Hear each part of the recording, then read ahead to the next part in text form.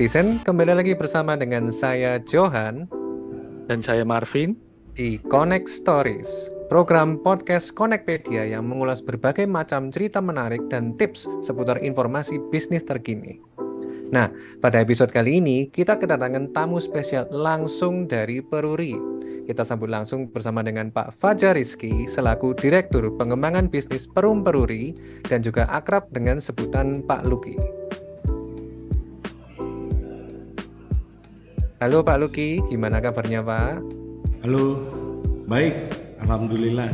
Alhamdulillah. Sekarang masih diundang nih. Nah, sekarang lagi di mana nih Pak Luki? Saya lagi di Padalarang, pabrik. Wah jauh ya Pak, di daerah Bandung gitu ya? Iya. Siap. Pak, terima kasih atas waktunya udah menyempatkan bersama dengan kita di Connect Stories Pak. Nah, di sini kita mau izin nih dengan Pak Luki. Jadi, kita sempat survei baik ke Connectizen maupun ke rekan-rekan sejawat yang berada dalam dunia bisnis. Dan ternyata mereka punya concern yang sama Pak Luki. Yaitu, kalau urusannya dengan dokumen fisik, saat ini di tahun 2023 itu kesannya jadi dianggap ribet dan terlalu bertele-tele. Apalagi kalau diadu dengan dokumen-dokumen digital. Nah, tapi kita juga harus tahu bahwa memang keberadaan dokumen fisik ini tetap harus ada, terutama untuk urusan-urusan penting seperti legalitas. Nah, Pak Luki gimana nih Pak? Dari Peruri, apakah juga melihat problem yang sama atau mungkin ada solusi yang bisa disampaikan ini, di-spill ke kita-kita di Connectizen? Ya, jadi mungkin yang pertama kami memperkenalkan diri. Saya Fajar Rizky Luki yang biasa dipanggil dan saat ini ditugaskan di Perum Peruri yang mana Perum Peruri itu adalah perusahaan penjamin daripada keaslian, baik itu yang fisik maupun yang digital.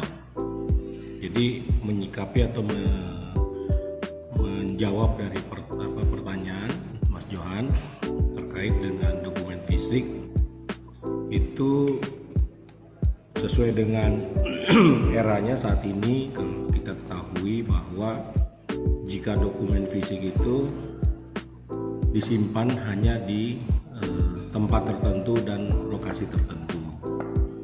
Nah, apabila kita ingin membutuhkan dokumen tersebut, ini sangat menyulitkan karena tidak dapat diakses langsung real time on time untuk kita mengaksesnya, untuk kita melihatnya keberadaan ataupun isi daripada dokumen yang dibutuhkan.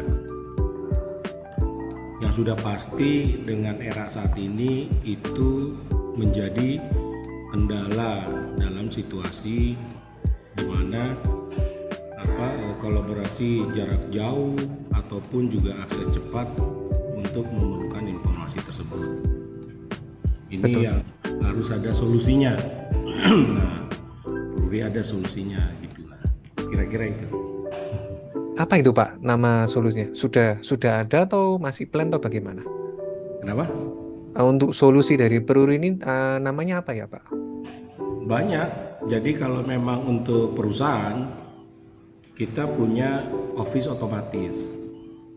Jadi untuk persuratan dinas di dalam perusahaan itu ada portal office otomatis yang kita bisa real time on time untuk berkomunikasi secara kedinasan dari unit lain ke unit lain ataupun dari pimpinan ke bawahan atau dari usulan dari bawah untuk atas setiap saat. Atau kita ingin mengirim surat pada waktu tertentu, dokumen secara legal binding itu bisa diterbitkan dan itu sesuai dengan undang-undang ITE yang ada. Seperti itu media. Okay. Jadi sebuah program yang ini ya betul-betul mendigitalisasi sebuah dokumen-dokumen. Kalau Iya. boleh tahu, Wak, kira-kira instansi seperti apa sih kira-kira membutuhkan program-program seperti ini? Atau mungkin ada study case atau pernah ada cerita dari instansi mana ataupun dari perusahaan mana gitu? Mungkin ada study case yang bisa di-share. Rasanya hampir seluruh bidang industri saat ini sudah membutuhkan itu untuk office otomatis. Karena kan misalnya contohnya antar induk perusahaan dengan anak perusahaan yang ada di cabang-cabang di daerah ini kan juga komunikasinya harus segera dan cepat gitu loh. Ini kan dan sudah pasti legally binding gitu loh. Ini kan juga membutuhkan portal yang sesuai dengan ketentuan ini bisa dijalankan. Untuk perusahaan rasanya udah hampir seluruhnya yang sudah menjalankan manajemen secara modern. Itu sudah pasti membutuhkan itu. Pemerintahan pun juga sekarang sudah menggunakan office otomatis. Seperti itu, Mas. Ya. Baik. Nah, untuk office otomatis nih, apalagi kalau dari contoh yang Pak Luki tadi sebutin itu kan sebetulnya krusial banget ya Pak. Apalagi kalau kita bilang antar cabang ataupun antar daerah ataupun antar tingkat dari atas ke bawah dan sebagainya. Nah, bagi kita yang tertarik Pak Luki untuk mencoba menggunakan office otomatis ini, apakah layanan ini dibuka untuk publik dan apakah kita bisa mencoba mendaftar? Bisa sekali, Mas. Bisa sekali. Mungkin nanti kalau mau di follow up secara teknis nanti kita bisa follow up. Baik, untuk layanan office otomatis ini udah banyak perusahaan-perusahaan startup yang menyediakan layanan tersebut. Tapi kalau Pruri karena memang security kita mengandalkan daripada security itu. Tinggal nanti dari customer aja mau milih yang mana silahkan gitu. Kalau di Pruri itu kan menjamin daripada keasliannya. Ya. Oh, berarti servisnya ini tidak berhenti pada platform supaya perusahaan bisa mengakses, tapi justru kuncinya dari Pruri adalah gimana caranya dokumen-dokumen aslinya tersebut memang tidak cuma dijamin ya Pak, mungkin juga dibantu disimpan kan gitu ya, mungkin untuk dokumen-dokumen krusialnya itu. Iya, betul. Jadi syaratnya gini, perusahaan tersebut sudah memiliki SOP persuratan yang sudah baku. SOP-nya jelas, baru nanti dibuatkan digitalisasinya. Nah, ini banyak juga yang datang administrasi SOP perusahaannya aja belum memiliki, sehingga kita bikinkan tuh flow prosesnya kayak begini nggak gitu. Nah, Setelah itu di approve baru gambar arsiteknya baru kita bisa desain secara sistem gitu. baik. Nah, itu celah itu Pak Marvin. Berarti bersama dengan Connectpedia harusnya kita bisa bantu nih ya untuk membantu supaya perusahaan-perusahaan ini bisa disiapkan dulu supaya nanti waktu sudah matang tinggal lapor ke Pruri, kita siap untuk ikut ke office digitalnya tersebut. Iya. Bentuknya berarti lebih ke aplikasi custom ya untuk masing-masing perusahaan atau ada platform tertentu. Tergantung bisnis prosesnya perusahaan masing-masing. Perusahaan jasa dengan perusahaan industri beda. Ya. Itu aja itu. Belum lagi jasanya kan banyak turunannya. Siap Pak Luki. Siap. Bengkel juga beda jasanya. Oh yes.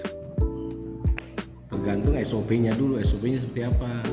Kalau dia udah punya SOP yang baku, bahkan mungkin SOP-nya itu udah punya ISO-nya, itu lebih gampang kita ngedesainnya.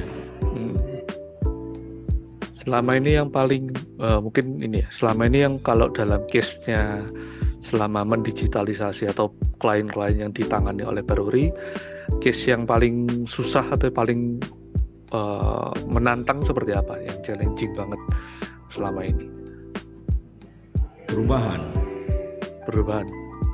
Iya, dari kebiasaan lama kebiasaan baru. Transisi menuju SOP-nya ya Pak ya. Iya. Backdate, nggak bisa backdate. Gimana mau backdate? Pusing kepala. Banyak yang datang, Pak bisa backdate nggak? Udah repot kalau udah bilang gitu. I see. Oke. Satu lagi Pak, mungkin kalau ini kan kita dari Connectation, terutama para family business di Surabaya, ini kan mostly mungkin ada yang tradisional, ada yang sudah memakai sistem yang lebih modern. Nah, mungkin nanti ada saran nggak dari Pak Luki mungkin tentang bagaimana sih menghadapi bisnis di tahun 2023 atau mungkin di tahun depan nih 2024, yang dimana digitalisasi itu semakin gencar dan semakin banyak. Mungkin ada tips dan trik gitu dari Pak Luki sebagai salah satu yang di direktur keuangan direktur dari Peruri ini kan, maksudnya banyak menghadapi pebisnis skala nasional gitu. Mungkin saya selesaikan jawaban yang tadi dulu ya. Boleh. Silakan Pak. Itu kan tadi baru bicara bisnis proses yang benar. Ya. Harus punya dokumennya, bisnis prosesnya.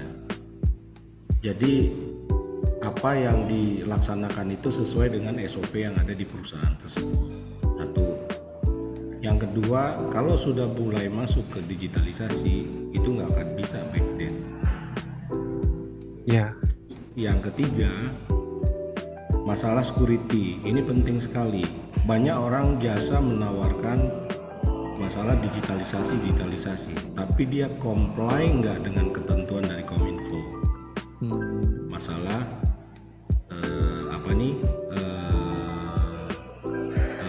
security daripada digital tersebut. Nah ini perlu ada backupnya gitu loh. Misalnya seperti tanda tangan digital yang tidak bisa ditemper, ada sertifikat elektroniknya. Terus yang kedua ada segel, atau kalau yang kita pahami saat ini stempel perusahaan. Kalau tanda tangan itu kan kita sebagai sendiri gitu kan. Ya. Tapi kalau kalau surat itu sudah terbang mau keluar dari perusahaan, itu harus secara legal distempel oleh perusahaan tersebut. Distempel itu segel, stempel segel. Itu bisa di-track, bisa dibaca dengan alat feeder yang bisa di-download di App Store untuk meyakini keaslian daripada surat tersebut.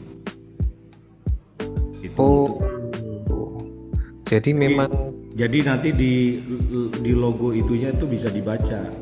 Jadi scan lalu keluar ini asli sudah absah atau tidak gitu ya.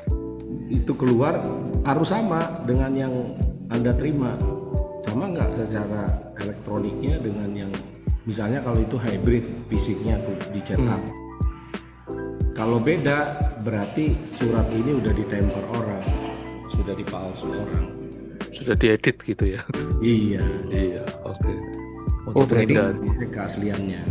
Baik, berarti termasuk dalam jasanya yang perlu digital, terutama untuk mengejar penjamin. Kalau dokumen itu dokumen pembayaran, misalnya ada faktur, kwitansi dan sebagainya dengan nilai tertentu kan sesuai dengan Undang-Undang Biaya Materai kan harus ada ditempel dengan materai. Nah kita ada jasa materai elektronik, jadi nggak perlu dicetak lagi, tempel materai terus di scan lagi, nggak perlu lagi. Materai digital. Itu tinggal ngambil aja materai digital. Oh iya, itu termasuk salah satu respon paling yang banyak kita temukan itu soal materai fisik itu. Jadi nggak perlu udah dibuat misalnya surat atau apa yang memerlukan materai, dicetak dulu, ditempel materai, di-scan lagi, nggak perlu gitu lagi. Langsung beli di portalnya Peruri ya kalau tidak salah ya. Saya sering materai ya. Bruri itu hanya menyediakan aja, nanti ada beberapa distributor yang ditunjuk sama Bruri untuk melayani masyarakat. Oh, Iya, oke materai. oke. Siap. Kita nggak jualan materainya, Oh, jadi distributor yang distributor yang jualan. nanti distributor ada lagi reseller yang menyediakan secara online. Kalau nggak salah di Alfamart sama Indomart udah Sudah bisa ada. beli di situ. Oh, Yang elektronik maupun yang fisik. Nah, itu krusial itu infonya itu. Jadi tinggal isi kuota, Mas. Misalnya sudah punya platformnya untuk bisa di-download kok banyak tuh udah yang ada yang portalnya yang startup tuh Imed. Ada lagi preview punya juga ada, juga layanan di ya. elektronik. Data materialnya ngambil dari kita. Ada yang nge-bundling, dia sekalian tanda tangan dan juga Materai. kartunya. Hmm. Udah simpel sekarang kok, Mas. Ya, justru itu yang yang masyarakat harus segera tahu ya. Sekarang itu semuanya sudah simple gitu. Jangan stuck di hal yang lama terus. Ya kalau kita misalnya tengah malam butuh perjanjian atau mau beli mobil tetangga lah misalnya, kan butuh Materai. kwitansi atau apa, materai, nggak perlu lagi ke Indomaret, masuk aja ke portal, buat ini perjanjian, tanda tangan digital, selesai, tinggal di submit aja, di send, ini udah ya perjanjian siap. Itu secara hukum sudah sah ya, secara Sah, It's legal itu sudah. legal. sesuai dengan undang-undang dan PP 85 yang baru. Oke. Yang Menarik. lunas. Menarik. Ya. Banyak kalau kebetulan Kalau saya kita mau beli materai tempel, kita ke Indomaret. Akhirnya beli materai, sekalian dia beli coklat nih, sekalian beli rokok. Gitu. Jadi belanja banyak. Belum bayar parkir ya 5.000. Yang gitu-gitu kadang-kadang masyarakat nggak menyadari gitu. Jadi akhirnya apa? Ekonomi tinggi kan, Ya, konsumtif jadinya. kayak domino. Awalnya cuma butuh materai, jadinya kemana-mana. Nah itu. kalau marketing suka itu upselling. Dan upselling gitu. Oke Pak. Jadi menarik nih kalau ngomongin materai ini kayaknya sudah kebanyakan mungkin di Jakarta ya yang sudah Jadi sekarang secara Anda di rumah, Anda di mana, one stop solution untuk membuat dokumen yang sah udah bisa. udah bisa. Ya, jadi mungkin connectivity juga Hiburan, bisa. nonton TV, Netflix mungkin. Tapi memang secara platform atau aplikasi itu memang ditangani oleh pihak ketiga ya. Dalam hal ini Peruri sebagai yang mengeluarkan metode-metode legalitasnya. Oh enggak, kita juga punya jasa servis itu. Tapi untuk penjualan materainya itu ada distributornya. Oh, Penjualan materainya ya, itu Ya. ada distributornya. Tapi untuk solusi itu kan macam-macam. ya. Misalnya satu perusahaan butuh administrasi secara elektronik, minta dibikinkan portalnya, bisa, kita bisa layani itu. Oke Pak Luki. Tapi kalau misalnya perusahaannya udah punya standarnya, udah punya platformnya, tapi masih harus butuh material elektroniknya, tinggal beli Ke pihak-pihak yang sudah banyak. ditunjuk. Iya, belinya secara online, taruh di web kita,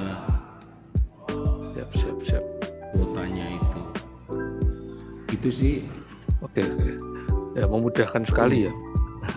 Jadinya memudahkan bagi para pemilik bisnis, juga memudahkan bagi para orang-orang yang ini ya mau melakukan legalitas dokumen secara cepat. Kalau dulu mungkin butuh waktu untuk ke kantor pos atau ke tempat lain atau ke Indomaret untuk beli materainya. Sekarang bisa langsung lewat HP juga bisa ya. Lewat HP, lewat komputer dengan cepat bisa kita dapatkan. secara legalnya.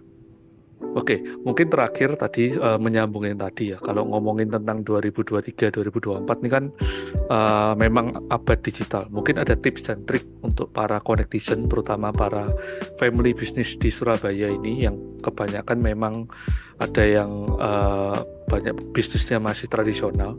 Mungkin ada tips dan trik dari Pak Luki.